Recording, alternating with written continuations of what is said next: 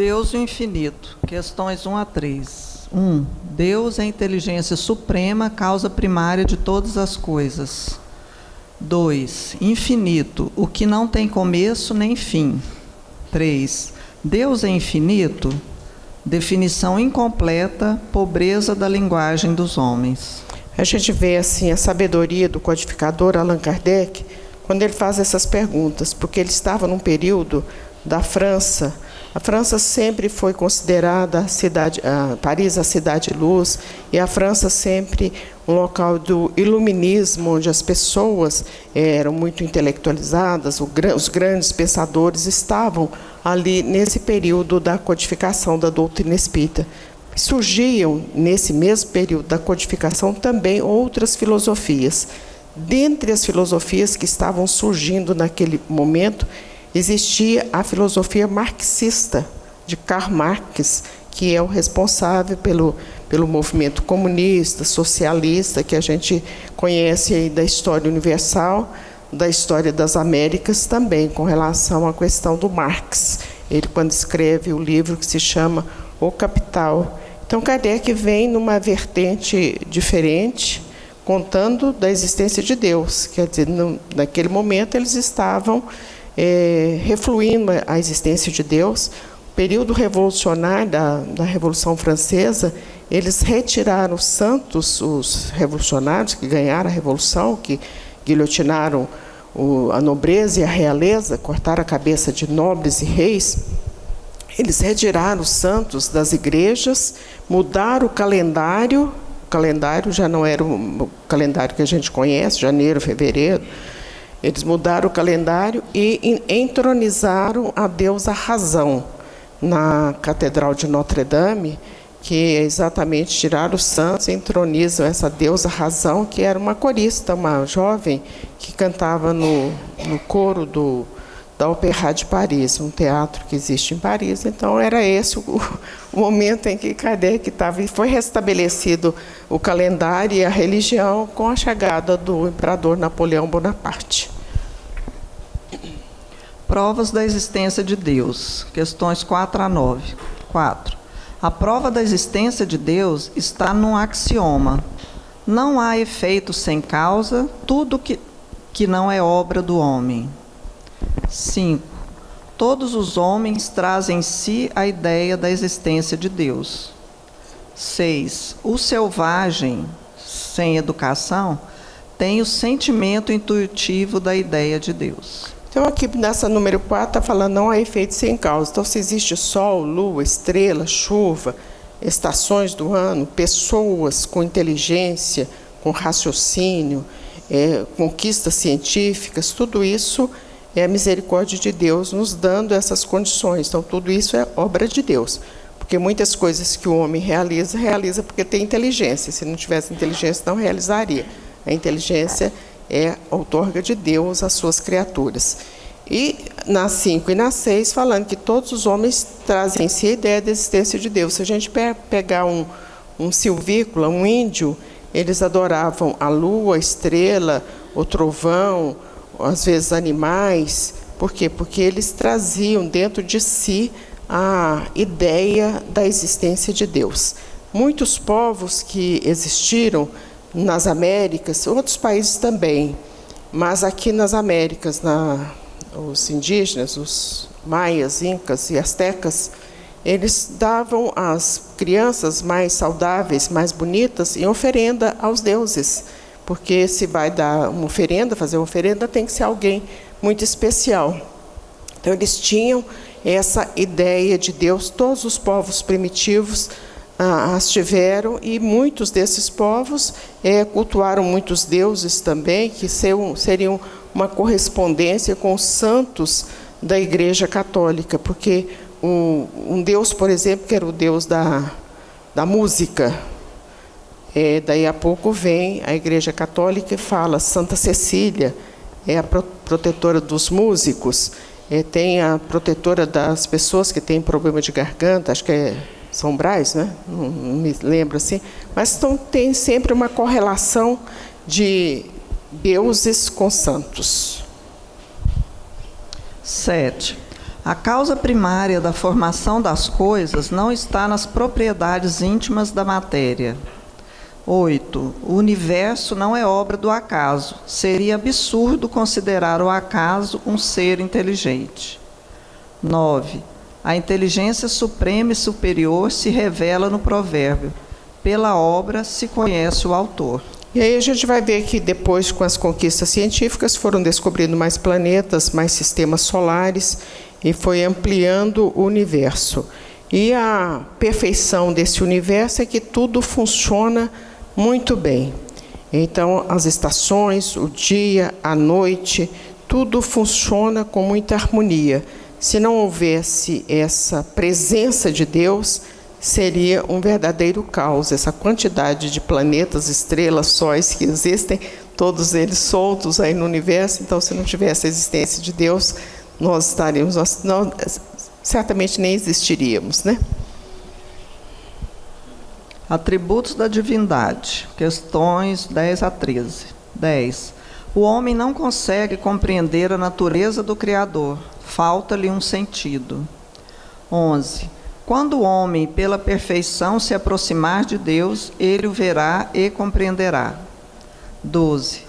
É possível compreender alguns dos atributos do Criador. Mais ou menos como a gente mesmo, né? Uma pessoa que não é da área, por exemplo, da medicina.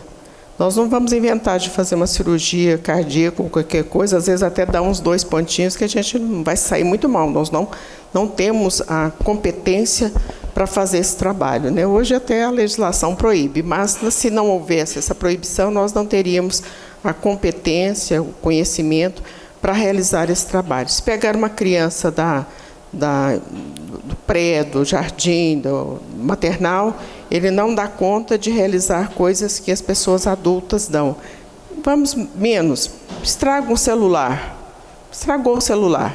A gente vai ter que ir lá na loja, ou então achar uma pessoa bem entendida da família, um jovem, né, para ele resolver o problema do celular, porque senão a gente vai ficar sem condições. É uma coisa simples. Então, se a gente não dá conta de entender como é que funciona um celular, como é que a gente vai entender a grandeza do universo? E aqui fala, quando o homem, pela perfeição, se aproximar de Deus. Espírito puro. Espírito puro. E nós ainda nós vamos ver a escala espírita, e essa escala espírita, nós vamos ficar assim, sair daqui esmorecido. Tem que trazer um chazinho, viu? Para dar ânimo no povo, o dia que a gente for ver a escala espírita. Porque nós vamos sair daqui muito humilhados na hora que a gente observar essa questão, acho que é número 100 do Livro dos Espíritos, sobre a escala espírita. Nós estamos na base da pirâmide mesmo. Então, esses espíritos são espíritos puros, que poderão ver a Deus. Jesus, espírito puro. Jesus, já falamos, presidiu a formação do planeta. Então, era para formar o planeta Terra, formação. Reuniram a coorte ou colégio de espíritos puros e decidiram, agora nós vamos criar um planeta. Jesus era o governador, o líder, o chefe dessa turma aí que foi criar o planeta. Criou o planeta. Depois de um tempo, falou, agora precisa de alguém lá para contar para eles como é que tem que ser amor. Quem é que vai? O governador, ele veio para nos ensinar. Por 2 vezes, esse colégio, essa coorte de espíritos iluminados, puros, se reuniram. A primeira vez para deliberar sobre a formação do planeta, e a segunda vez o advento do Cristo, até quando foi escrito o livro A Caminho da Luz, psicografado por Francisco Cândido Xavier e Emmanuel. Até essa época, só 2 vezes. 13. Alguns de seus atributos, mesmo sabendo que existem outros fora do nosso entendimento. Atributos de Deus, né? Mesmo sabendo de outros que a gente nem consegue perceber, né? Eterno. Se tivesse tido princípio, teria saído do nada ou criado por um ser que seria Deus. Imutável. Se estivesse sujeito às mudanças, as leis do universo não seriam estáveis. Imaterial. Se fosse material, estaria sujeito às transformações da matéria. Único. Se houvessem mais deuses, não haveria unidade de vistas nem poder no universo. Que quando a gente fala imutável, E a gente viu lá no Velho Testamento que Deus mudava de ideia, né? De repente, ele fala, agora vocês vão lá e acaba com aquela raça ali. Ele era rancoroso, vingativo, ciumento, muito parecido com os homens daquela época e conosco também. Então, esse Deus é um Deus que foi apresentado ao povo judeu, povo hebreu, por Abraão, Isaac, Jacó, e Jesus vem para contar que Deus é amor, misericórdia, justiça, bondade. Eterno, se tivesse tido o princípio, teria saído do nada, ou criado por um ser que seria Deus. Por isso é que a gente não pode dizer, e os espíritas não podem dizer, Ave Maria, Mãe de Jesus. É assim que os espíritas devem dizer, porque quando nós falamos Mãe de Deus, aí ela superou, embora muito venerável, mas ela é criada também pelo Criador, né? Assim como Jesus também o foi. E material, e aí a gente aprendeu lá no catecismo, a turma do catecismo, aí, primeira comunhão, quem estudou em colégio de freira, Deus é barbudo, é velho, o velho no sentido assim de sabedoria, né? Mas tem muito jovem também sábio, tem muito velho que não tem tanta sabedoria assim. E a gente fica pensando, se houvesse uma figura física para Deus, certamente que ele seria muito um Apolo, né? Bem bonito, bem jovem, bem charmoso, né? No entanto, é apresentado velho, e a gente, quando vê, por exemplo, as pinturas do Leonardo da Vinci, a gente vê ele velho também, porque era para atender a Igreja Católica. Ele se apresenta daquela maneira, para nos passar a ideia que a pessoa mais velha é uma pessoa mais sábia, né? E único, então não existem mais deuses, é somente um Deus. E aí a gente falava no politeísmo que eram vários deuses e tinha que ter um Deus, mais Deus do que os outros, né? Que no caso era o Zeus dos gregos, né? Onipotente. Se não fosse, haveria alguém mais poderoso. Aí esse seria o Deus. Soberanamente justo e bom. A sabedoria das leis divinas reflete-se nas pequenas e grandes coisas. Esses dois itens a gente falou, onipotente e soberanamente justo e bom, né? Panteísmo. Questões de 14 a 16. Então, a apresentação com relação a Deus, nós vimos nessas que foram relacionadas, da número 1 a número 13. Agora nós vamos ver o panteísmo e daqui a pouquinho vocês vão concordar que não pode existir uma filosofia, uma ciência ligada ao panteísmo, porque também seria alguma coisa que ia contra esse princípio de soberania de Deus. 14. Deus é um ser distinto das criaturas. Não confundir a obra com o autor. 15. Não podendo fazer-se Deus, o homem quer ser ao menos uma parte dele. 16. A inteligência de Deus se revela em suas obras, mas as obras de Deus não são o próprio Deus. Isso aqui é interessante, porque quando a gente vê, por exemplo, um quadro do Cavalcanti, do Da Vinci, do Van Gogh, de qualquer pintor aí famoso, ou uma escultura, aquela escultura, aquele quadro não é aquela pessoa. Esse prédio aqui, que várias pessoas trabalharam, pedreiros, o prédio não são os pedreiros. Os pedreiros é uma coisa, o arquiteto não teve, né? Mas se tivesse, é uma coisa, e a obra é outra coisa. E aí o homem falando, não podendo fazer-se Deus, o homem quer pelo menos fazer parte dele. Aí vem essa filosofia panteísta. E a filosofia panteísta, ela engloba tudo na mesma situação. Muito fácil da gente entender de uma maneira bem corriqueira, muito chã mesmo da gente entender isso. Se a gente vai fazer um bolo, você pega ovo, farinha, açúcar, manteiga, pó royal. Vai fazer o bolo. Bateu aquilo ali, aí eu falo assim, agora tira o ovo. Não tem jeito, misturou tudo ali. Mas aí aconteceu o seguinte, o ovo estava estragado. Aí você misturou tudo. Não vai dar certo. Aí você vai reunir nesse momento panteísta um espírito bastante equivocado. bastante compromissado com a própria lei. A gente não vai nem citar porque tem tantos, né? E aí a gente põe nessa batedeira o Chico Xavier. Aí não vai dar certo também, né? Então, o panteísmo, em síntese, de uma maneira muito grosseira, é isso. Não tem como todos nós espíritos, de repente, nos tornarmos, vamos para o mesmo caminho e nos tornamos a mesma coisa. Mesmo porque também ia ser algo injusto, né? Porque uns esforçam tanto, trabalham tanto, pelejam tanto, o outro fica, um é formiga, outro é a cigarra, aí vai tudo para o mesmo lugar e com as mesmas benesses, né? Não ia dar certo assim. Mas é isso, panteísmo em síntese é isso. Provas da existência de Deus segundo o Espiritismo. Cada religião explica Deus à sua maneira.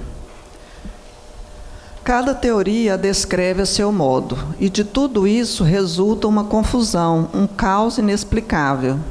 Desta confusão, os ateus têm tirado argumentos para negar a existência de Deus, os positivistas para o declarar incognoscível. Como remediar tal desordem? Como escapar a essas contradições? Da mais simples maneira. Basta elevarmos-nos acima das teorias e dos sistemas, bastante alto para ligá-las em seu conjunto e pelo que têm em comum. Basta elevarmos até a grande casa, na qual tudo se resume e tudo se explica. Aí já até falamos há pouco. Quer dizer, os judeus entendiam Deus de uma maneira, os islâmicos entendem Deus de outra maneira, e os cristãos, aí vão também ver as outras correntes do cristianismo, vão entender também de uma maneira diferenciada. O espírita, por exemplo, vai entender Deus de uma maneira bastante diferenciada das outros segmentos do cristianismo, porque em alguns segmentos do cristianismo existem ainda alguns dogmas que a doutrina espírita não concorda com eles, sobretudo o dogma das penas eternas.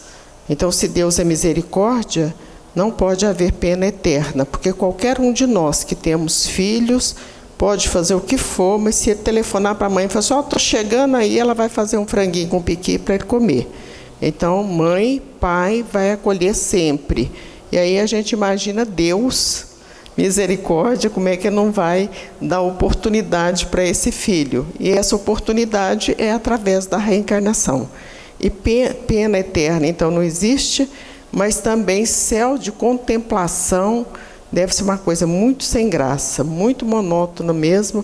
Imaginemos nós todos aqui, dia e noite, cantando a mesma música. Por mais bonita que seja a música, daqui a pouquinho a gente está assim, enlouquecido aqui com a mesma música, na mesma posição, porque nós estamos contemplando um quadro maravilhoso, e esse quadro, daqui a pouquinho, a gente está muito desequilibrado. Então, céu de contemplação não existe, e nem inferno de penas eternas. Então, cada um, dentro do seu conceito de religião, ele está palmilhando um caminho, e isso faz parte do próprio processo da evolução. Porque para se chegar à doutrina espírita, e não estou querendo dizer que nós espíritas somos melhores, mas a doutrina espírita se apresenta de uma maneira, mostrando Deus de uma maneira mais sábia.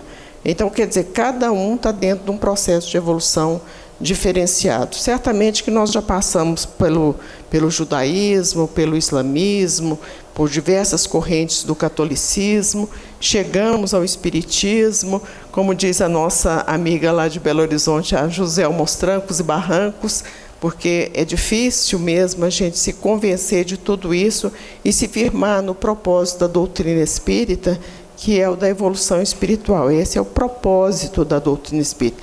Ninguém evolui pelo outro ou para o outro, e essa evolução exige de cada um de nós muita coragem, muito esforço para fazermos as melhores escolhas. É essa a proposta da doutrina espírita. Duvidar da existência de Deus é negar que todo efeito tem uma causa e avançar que nada pôde fazer alguma coisa. A prova da existência de Deus, como dizem os espíritos, pode ser encontrada em um axioma que aplicais às vossas ciências. Não há efeito sem causa. Procurai a causa de tudo que não é obra do homem, e a vossa razão responderá. Tá aí, então tudo tem uma causa, né? Vemos constantemente uma imensidade de efeitos, cuja causa não está na humanidade, pois que a humanidade é impotente para produzi-los ou sequer para explicá-los. Tais efeitos absolutamente não se produzem ao acaso, fortuitamente e em desordem. Desde a organização do mais pequenino inseto e da mais insignificante semente, até a lei que rege os mundos que circulam no espaço, tudo atesta uma ideia diretora, uma combinação, uma previdência, uma solicitude que ultrapassam todas as combinações humanas. A causa é, pois, soberanamente inteligente. Tudo tem uma causa, tudo tem uma explicação. E quando a gente vê a história da humanidade, a gente vê que as guerras, os conflitos, eles se repetem, porque aquelas pessoas belicosas, elas reencarnam novamente. Foi isso que aconteceu no início dos exilados de Capela, que quando eles vieram para cá, lá, exilados de Capela, ou viemos para cá, muitos eram muito belicosos. O que é a pessoa belicosa? Aquela pessoa guerreira, aquela pessoa que cria atritos mesmo para a disputa de poder. Se a gente vê a história da humanidade, ela é toda com muito conflito. Existe um livro que se chama O Segundo Grande Elo, que vai contar as razões de todos esses conflitos. Se a gente pegar a história do Brasil, e nós falamos muito rapidamente sobre a história de Goiânia na última quarta-feira, lá na mansão, a gente vai ver que está tudo programado. Não tem nada que esteja acontecendo à revelia ou sem a informação, orientação, a percepção da espiritualidade amiga. Tudo tem uma causa. Constitui princípio elementar que, pelos seus efeitos, é que se julga de uma causa, mesmo quando ela se conserve oculta. Se, fendendo os ares, um pássaro é atingido por mortífero grão de chumbo, deduz-se que hábil atirador o alvejou, ainda que este último não seja visto. Nem sempre, pois, se faz necessário vejamos uma coisa para sabermos que ela existe. Em tudo, observando os efeitos, é que se chega ao conhecimento das causas. Às vezes a gente não percebe, mas as causas estão aí. Por exemplo, nós todos estamos respirando e ninguém está vendo o ar. Tira ele daqui que vai ser um problema gravíssimo, né? Não vai sobrar ninguém para contar a história. Outro princípio igualmente elementar é que de tão verdadeiro passou a axioma é o de que todo efeito inteligente tem que decorrer de uma causa inteligente. Se perguntassem qual o construtor de certo mecanismo engenhoso, que pensaríamos de quem recordasse que ele se fez a si mesmo? Quando se contempla uma obra-prima da arte ou da indústria, diz-se que há de tê-la produzido um homem de gênio, porque só uma alta inteligência poderia concebê-la. Reconhece-se, no entanto, que ela é uma obra de um homem, por se verificar que não está acima da capacidade humana. Mas a ninguém acudirá a ideia de dizer que saiu do cérebro de um idiota ou de um ignorante, nem ainda menos que é trabalho de um animal ou produto do acaso. Há pouco nós citamos aí o Leonardo da Vinci e outros grandes pintores, escultores que fizeram a história da humanidade, mas qualquer pessoa que observa, por exemplo, a cúpula de uma igreja, sobretudo as igrejas góticas e barrocas que existem no Brasil, e poucas no Brasil, ali na região de Tiradentes, algumas, mas muitas e muitas dessas igrejas existem na Europa. E aí você fica imaginando, mas como é que fez isso, né?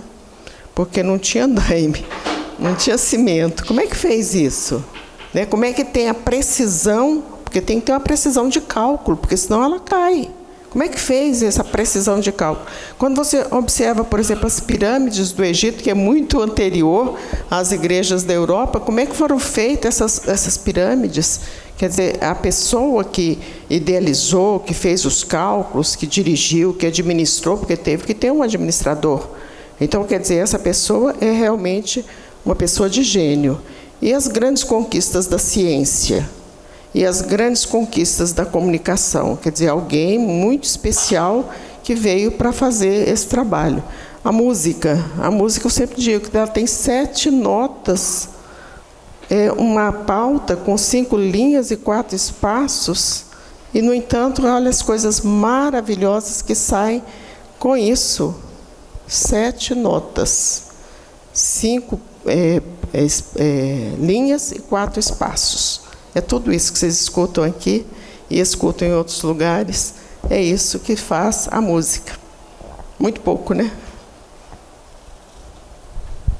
Não podendo nenhum ser humano criar o que a natureza produz, a causa primária é, consequentemente, uma inteligência superior à humanidade. Quaisquer que sejam os prodígios que a inteligência humana tem operado, ela própria tem uma causa, e quanto maior for o que opere, tanto maior há de ser a causa primária. Aquela inteligência superior é que é a causa primária de todas as coisas, seja qual for o nome que lhe deem. A inteligência superior, então, é Deus, né? Aí pode dar outro nome, por exemplo, lá para os hebreus chamava-se Jeová. Se formos perguntar para os índios, eles vão colocar que é o sol, a lua, a Jurema e outros nomes, né? Pois bem, lançando o olhar em torno de si sobre as obras da natureza, notando a providência, a sabedoria, a harmonia que presidem a essas obras, reconhece o observador não haver nenhuma que não ultrapasse os limites da mais portentosa inteligência humana. Ora, desde que o homem não as pôde produzir, é que elas são produto de uma inteligência superior à humanidade, a menos que se sustente que há efeito sem causa. A harmonia existente no mecanismo do universo patenteia combinações e desígnios determinados e, por isso mesmo, revela um poder inteligente. Atribuir a formação primária ao acaso é insensatez, pois que o acaso é cego e não pode produzir os efeitos que a inteligência produz. Um acaso inteligente já não seria acaso. O corpo humano, com todos os seus sentidos, os 5 sentidos, é prova da inteligência mesmo, suprema. Uma pessoa que pensa, raciocina, que enxerga, que escuta, que fala, olha, né, que anda. Então esse é Deus mesmo. Deus não se mostra, mas se revela pelas suas obras. A existência de Deus é, pois, uma realidade comprovada não só pela revelação, como pela evidência material dos fatos. Os povos selvagens nenhuma revelação tiveram. Entretanto, creem instintivamente na existência de um poder sobre-humano. Eles veem coisas que estão acima das possibilidades do homem e deduzem que essas coisas provêm de um ente superior à humanidade. Não demonstram raciocinar com mais lógica do que os que pretendem que tais coisas se fizeram a si mesmas? E aí a gente continua, se continuarmos estudando, a gente vai ver em determinados momentos da própria codificação, sobretudo da Revista Espírita, Kardec falando que às vezes a pessoa fala que não acredita em Deus porque ela entende que ela passa uma sabedoria maior, mas ele diz que é exatamente o contrário. Aquele que não acredita, ele demonstra que ele ainda tem um grau inferior de evolução espiritual. Então, a pessoa mais evoluída, evidentemente, que ela vai acreditar em Deus. E quando nós acreditamos em Deus e quando nós temos certeza que as coisas acontecem para o nosso bem, para a nossa evolução espiritual, porque essa é a proposta das nossas vidas, a dificuldade fica menor. Porque se a gente imagina assim, nossa, mas eu não vou sair dessa dificuldade, muitas vezes a gente entra num processo de desespero. Mas se a gente pensar que vai dar certo, que nós fomos criados para a luz do nascer, morrer, renascer às vezes, evoluir sempre, essa é a proposta de Deus para com suas criaturas, e que todos nós teremos a eternidade, e aí vai fazer uma diferença enorme, quando nós entendemos que vamos ter a eternidade. Às vezes a gente convive com uma pessoa difícil, e aí a gente pensa assim, nossa, mas ela vai ter a eternidade para evoluir. Experimentem, vai ficar bem mais fácil, porque às vezes a gente quer que as pessoas evoluam rapidamente, E nós não podemos terceirizar a evolução. A evolução é de per si, quer dizer, cada um por si mesmo. Ninguém evolui pelo outro. Porque se tiver alguém aqui com dor de cabeça, não adianta eu tomar o comprimido para a dor de cabeça dele. Quem vai ter que tomar o comprimido é a própria pessoa. E nesse sentido, a doutrina espírita nos ajuda muito. Mas há necessidade que cada um faça também a sua parte. E fazer a nossa parte é o quê? Ser feliz com a vida que temos. Algumas situações nós damos conta de consertar, outras não têm conserto. Nós tínhamos um companheiro já no plano espiritual, um médico, e ele dizia assim, quando não tem conserto, a gente toma o Conformol. Então, se a gente tomar Conformol, as dificuldades serão menores. Que Jesus nos abençoe, muita paz. Vamos nos preparar para o trabalho do passe.